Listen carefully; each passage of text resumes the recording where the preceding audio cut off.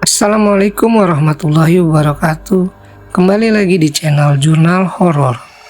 Untuk cerita kali ini berjudul Tumbal Pembangunan Pesantren. Ini terjadi di sebuah desa yang terletak di lereng Sumbing Sindoro. Di desa ini memang masyarakatnya sangat percaya dan selalu menghargai hal-hal yang berbau klinik. Bahkan ritual-ritual tertentu masih dilakukan di beberapa spot tempat yang dianggap punya daya magis kuat. Keseimbangan antara manusia dan alam sangat terjaga di situ. Tetapi semua berubah ketika ada sebuah berita akan adanya proyek pembangunan yang mengharuskan mengeruk sebuah bukit. Warga yang mendengar pun sesegera mungkin menemui kepala desa dan menanyakan kebenaran dari proyek tersebut. Dan memang benar adanya. Akan ada proyek yang mengharuskan pengerukan bukit walaupun kepala desa tidak memberikan informasi detail akan dibangun apa di bukit itu. Warga hanya bisa pasrah dan ikhlas apabila bukit yang selama ini mereka jaga akan dibangun sesuatu yang mereka tidak tahu. Warga sebenarnya takut akan terjadi sesuatu yang tidak diinginkan ketika proyek ini berjalan. Berjalannya waktu, datanglah 3 orang asing dan bertemu dengan tokoh-tokoh desa. Mereka menjelaskan bahwasannya pengerukan bukit bertujuan untuk dibuat sebagai pusat jajanan seperti rest area. Bukit ini memang terletak di pinggir jalan besar dan sangatlah strategis. Mereka menjelaskan pula masih terkendala dengan izin. Tetapi mereka sudah dipersilahkan apabila ingin memulai pengerukan. Dengan berat hati, tokoh masyarakat mempersilahkan dan tidak akan mempermasalahkan lagi dengan adanya pengerukan. Bukannya tanpa syarat, ada beberapa syarat yang harus dipenuhi para pekerja proyek sebelum memulai segalanya. Mereka harus membawa 2 kepala sapi dengan ekor sapinya, 3 ayam kampung jantan, 12 telur ayam, dan sebuah jarik berwarna coklat muda lengkap dengan bunga. Dan harus diadakan suatu acara yang bertujuan untuk tolak bala, dengan mengundang warga dari 3 kelurahan ikut dalam acara tersebut. Bisa ditebak, karena mungkin pertimbangan biaya yang harus dikeluarkan dari pihak proyek tidak mau memenuhi syarat yang ada, dan lebih memilih membayar warga dengan uang agar dilancarkan dalam segalanya. Warga pun menolak dan menginginkan syarat itu harus dipenuhi dari pihak proyek agar para pekerja diberi keselamatan selama pengerjaan proyek. Memangnya kenapa Pak kalau syaratnya nggak kita kasih? Tanya salah seorang. Kita nggak bisa kasih tahu Mas. Kalau Anda nggak percaya sama kami ya silakan. Itu jalan yang Anda pilih. Yang penting kami sudah memberi jalan yang terbaik, jawab salah seorang warga. Dengan perdebatan yang cukup alot, di akhir pertemuan malam itu tidak ada titik terang antara pekerja dan warga. Warga yang meminta adanya syarat, tetapi dari pihak pekerja proyek tidak mau memenuhi syarat tersebut. 3 hari berselang, warga dikagetkan dengan adanya 2 unit ekskavator yang sudah terparkir di sekitar bukit. Dan hari itu juga sudah dimulai pengerukan. Warga yang melihat hanya bisa menggelengkan kepala dan berdoa tidak terjadi hal yang ditakutkan ketika syarat itu tidak dipenuhi. Dari beberapa tokoh masyarakat sempat menemui para pekerja. Mas, hati-hati mas kalau syaratnya belum ada. Nanti kalau ada apa-apa kita nggak bisa bantu. Iya pak, saya sudah tahu. Tapi ya gimana pak? Saya cuma disuruh bos. Saya juga cari rezeki pak untuk makan anak istri. Mendengar jawaban seperti itu, beberapa tokoh masyarakat pun mengerti keadaan para pekerja di sana. Walaupun memang ada suatu syarat yang harus dipenuhi, akan tetapi mereka juga dibenturkan dengan pekerjaan. Singkat cerita, pengerukan sudah berjalan 3 bulan dan belum ada progres yang signifikan. Bahkan setengah bukit pun belum tersentuh. Padahal bukit itu termasuk kecil. Pekerjaan mereka selalu terhambat dikarenakan seringnya hujan dan angin setiap hari, dan beberapa batu besar yang menghambat pekerjaan mereka. Para pekerjanya juga sering sakit-sakitan karena cuaca ekstrim yang terjadi setiap harinya. Uniknya, adanya hujan dan angin besar ini dimulai dari hari pertama pengerukan. Seperti ada penolakan dari alam sekitar dengan adanya proyek ini. Di suatu malam, warga mendapat berita ada 8 pekerja kesurupan secara bersamaan. Dan warga dimintai tolong untuk menyembuhkan 8 pekerja yang kesurupan itu. Sempat ada penolakan dari warga karena merasa kasihan. Akhirnya 8 pekerja itu dinetralisir dan dievakuasi ke rumah warga. Ini yang saya maksud kemarin, Mas. Ini baru kesurupan. Kalau memang dipaksa bisa lebih dari ini. Tapi ini aman kan, Pak? Aman, Mas, kalau pergi dari sana. Sempat ada obrolan kecil di antara 8 pekerja, yang intinya mereka akan tetap melanjutkan karena kejadian kesurupan termasuk kejadian yang tidak terlalu membahayakan. Sebelum kita lanjut ke ceritanya, bagi teman-teman yang belum subscribe channel ini, jangan lupa untuk subscribe terlebih dahulu agar channel ini bisa lebih berkembang. Dan jangan lupa untuk menyalakan lonceng notifikasinya agar tidak ketinggalan cerita-cerita menarik lainnya. Pengerukan masih dilanjutkan dan mulai terjadi hal-hal aneh yang dialami para pekerja. Dari barang-barang yang hilang dan beberapa batu berukuran tanggung yang kembali ke tempat semula walaupun sebelumnya sudah dipindah. Kejadian itu tidak membuat mereka bergeming. Mungkin karena memang itu resiko dari pekerjaan. Puncaknya, 2 sopir ekskavator tiba-tiba mengalami demam tinggi dan muntah darah tanpa sebab. Muka mereka tiba-tiba pucat, bahkan satu di antaranya mengigau. Pekerja lain seketika panik dan dibawalah ke IGD. Sesampainya di sana, wajah pucat dan demam yang dialami seketika hilang. Bahkan mereka bertanya kenapa bisa sampai ke IGD. Mereka tidak sadar dengan apa yang mereka alami pada waktu itu. Keterangan dokter pun menjelaskan tidak ada penyakit atau gangguan di organ dalam. Bisa dikatakan 2 pekerja ini sehat walafiat. Mereka kembali ke proyek dan bisa ditebak. Mereka merasakan hal yang sama lagi. Bahkan ditambah dengan dada mereka seperti ditusuk besi panas. Mereka berguling di tanah dan mencoba meraih apapun yang ada di depannya. Panas, panas, tolong aku, dadaku panas banget. Bingung bercampur panik, para pekerja melaporkan kejadian dan meminta bantuan, namun kali ini warga menolak. Akhirnya mereka membacakan ayat-ayat Al-Quran, dan di situ 2 pekerja ini merasa rasa sakitnya berangsur hilang, hingga akhirnya rasa sakit itu benar-benar hilang. Para pekerja merasa ini sudah di luar nalar, dan berpikir mungkin ini yang dimaksud oleh sesepuh desa. Karena takut kejadian ini dialami semua pekerja, mereka melaporkan kejadian ini ke petinggi proyek. Akhirnya dibuat keputusan, pengerukan diberhentikan selama 1 bulan agar keadaan bisa mulai tenang dan 2 sopir ekskavator berangsur membaik.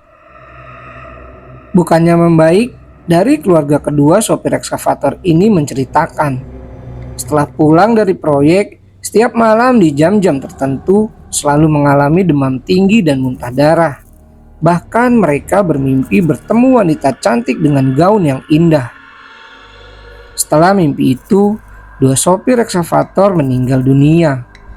Dan itu secara bersamaan, dengan hari yang sama dan waktu yang tidak jauh berbeda. Pekerja lain yang mendengar 2 sopir ekskavator meninggal dengan waktu yang bersamaan dan gejala yang sama mengurungkan niat untuk kembali ke pengerukan bukit dan lebih memilih tidak melanjutkan demi keselamatan diri.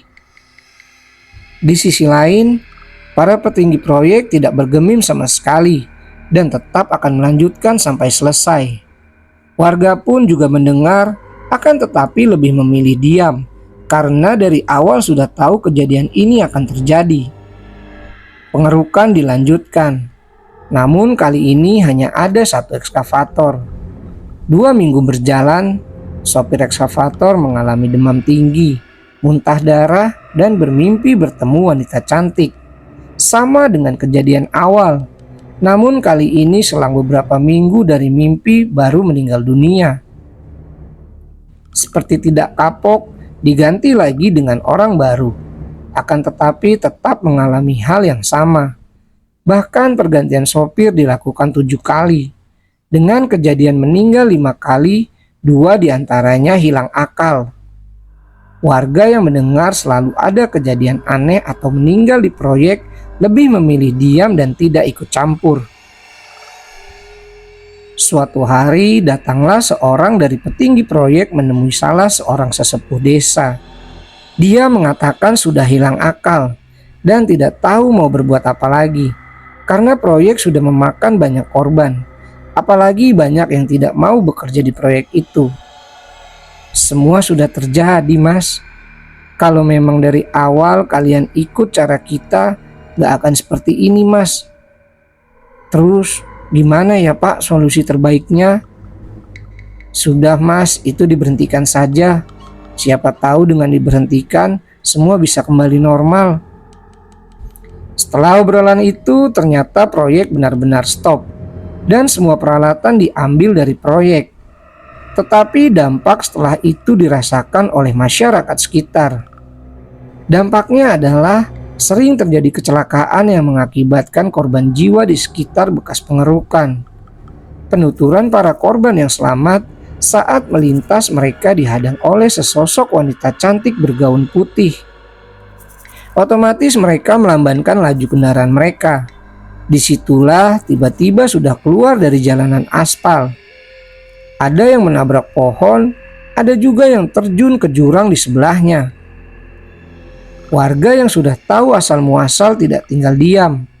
Warga mencoba mengontrol gaib yang ada di sana. Karena memang ada sebuah batu yang dikeramatkan dan di situ ditinggali oleh sosok widodari yang menjadi penguasa sebuah kerajaan gaib. Tetapi semua yang dilakukan hasilnya nihil. Gangguan tetap ada dan korban berjatuhan setiap bulannya. Bahkan pernah didatangkan 200 santri dengan warga melakukan doa bersama dengan tujuan menetralisir keadaan. Cukup berhasil, tetapi hanya bertahan beberapa bulan saja. Para petinggi proyek yang mendengar kegaduhan setelah mereka pergi dari sana berinisiatif untuk menyelesaikan kegaduhan yang mereka buat. Datanglah mereka ke salah satu sesepuh desa dan meminta saran apa yang harus mereka perbuat. Akhirnya diberilah saran agar hajat proyek diganti oleh orang lain, agar bisa berguna bagi orang banyak. Dengan kata lain, tanah kepemilikan dijual ke orang lain.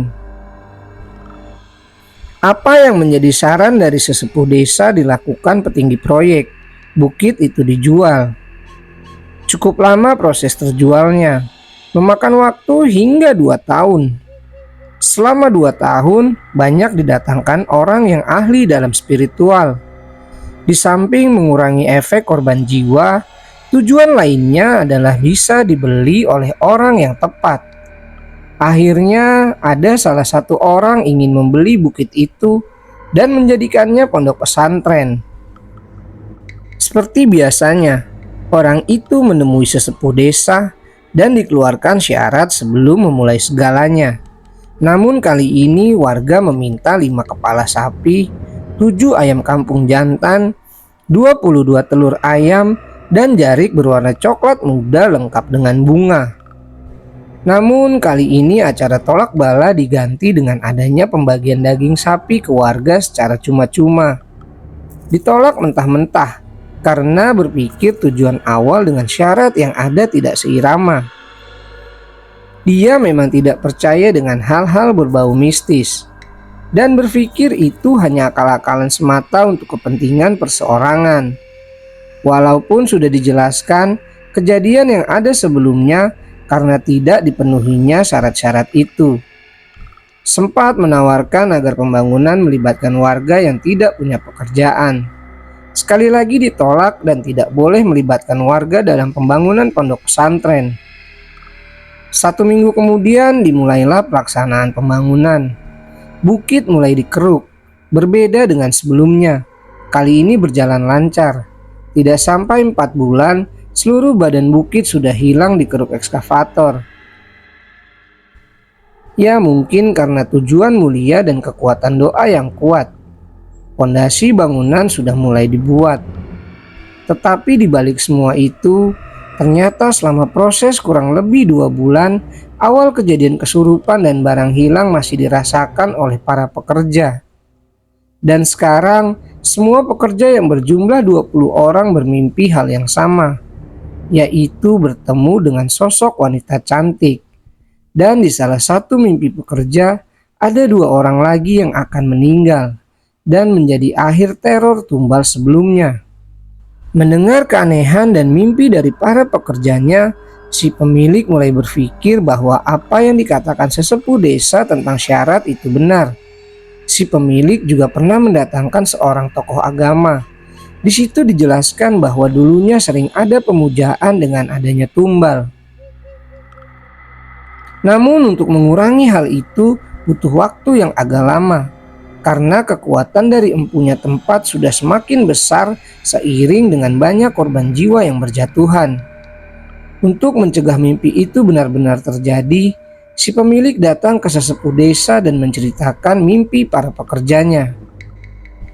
"Sudah terlambat, Pak. Kan saya sudah bilang harus dari awal. Tapi kalau Bapak mau, bisa pakai syarat itu. Tetapi korban hanya berkurang 1. Ya sudah Pak, nggak apa-apa. Ini nanti jadi rahasia saya dengan Bapak. Jangan sampai ada yang tahu selain kita. Yang penting cepat selesai." Dilakukan semua syarat yang dibutuhkan. Beberapa warga beserta para pekerja berkumpul. Mereka melakukan ritual dengan menguburkan semua syarat pas di tengah bukit yang sudah dikeruk. Setelah semua syarat yang ada dipenuhi, si pemilik menjelaskan kepada pekerja tidak akan ada lagi korban, dan mimpi itu tidak akan pernah terjadi. Hal itu ia lakukan semata-mata agar para pekerjanya mau melanjutkan pembangunan ponpes. Pembangunan dilanjutkan dan selama berjalan kurang lebih 1 tahun, tidak ada kejadian aneh lagi yang dialami para pekerja. Mimpi itu juga tidak lagi menghantui para pekerjanya. Ketika bentuk bangunan sudah mulai terlihat, ada salah seorang pekerja mengalami kecelakaan kerja. Pekerja terjatuh dari lantai 2 dengan kepala membentur tanah terlebih dahulu. Sempat dibawa ke rumah sakit, akan tetapi nyawanya tidak tertolong. 4 orang pekerja yang melihat langsung menuturkan, jatuhnya dari lantai 2 sangat tidak wajar, karena jarak dari tepi bangunan agak jauh, dan di situ dia seperti didorong oleh sesuatu. Pekerja lain yang mendengar kesaksian 4 orang pekerja itu berpikir bahwa syarat yang dilakukan waktu itu adalah kebohongan semata. Mereka tidak melaporkan kejadian ini ke pemilik ponpes. Mereka berinisiatif datang langsung ke sesepuh desa. Di situ sesepuh desa menjelaskan bahwa memang syarat itu hanya untuk mengurangi korban, bukan untuk mencegah semua korban. Mendengar penjelasan hal itu, para pekerja berbondong-bondong menemui si pemilik dan menghakimi si pemilik. Mereka merasa dibohongi dan menjadi perjudian tumbal. Namun apa daya, ketika sesampainya di rumah, sang pemilik ternyata sudah mengetahui dari keluarga korban dan kabur meninggalkan rumah entah kemana. Tetapi dari telepon terakhir sang pemilik, dia akan memberikan santunan dan bertanggung jawab kepada keluarga yang ditinggalkan. Walaupun begitu, dengan emosi yang memuncak dan penuh rasa kecewa, rumah hunian sang pemilik pun menjadi sasaran para pekerja. Rumah dirusak.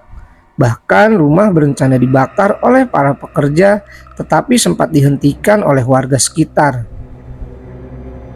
Setelah kejadian korban tumbal terakhir itu, Bangunan sempat mangkrak bertahun-tahun. Bahkan sudah ada beberapa bagian bangunan yang roboh karena sang pemilik yang tidak datang lagi dan melanjutkan pembangunan. Dan tepatnya di tahun 2019, ada sebuah komunitas yang mencoba mencari dan menghubungi sang pemilik untuk meneruskan pembangunan ponpes yang sudah lama mangkrak itu. Akhirnya bangunan dihibahkan dan dipersilahkan dibangun.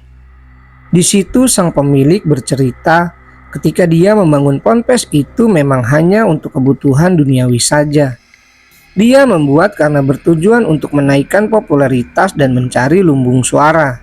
Karena di daerah itu dia bisa mendapat 30% dari suara yang dibutuhkan.